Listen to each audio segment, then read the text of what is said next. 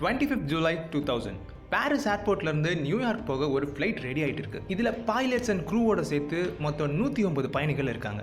இவங்க போக போகிற ஃப்ளைட் ஏர் ஃப்ரான்ஸோட ஏரோஸ்பேஷியல் BAC Concorde 4590. ஃப்ளைட் இன்ஸ்பெக்ஷன் முடிஞ்சு பேசஞ்சர்ஸும் போர்டிங் பண்ணுறாங்க. ஃப்ளைட் டாக்ஸி பண்ணிட்டு டேக் ஆஃப் ஹோல்டிங் பொசிஷனுக்கு வந்துட்டு இருக்கு.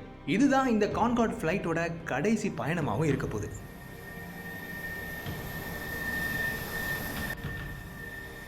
டேக் ஆஃப் கிளியரன்ஸும் கிடச்சிருச்சு. பைலட் ஃபுல் த்ரோட்டில் கொடுக்குறாரு. ஃப்ளைட் ரன்வேல ரொம்ப வேகமாக நகர ஆரம்பிக்குது. ரன்வேல ஓடி ஃபைனலாக டேக் ஆஃப் ஆகுது.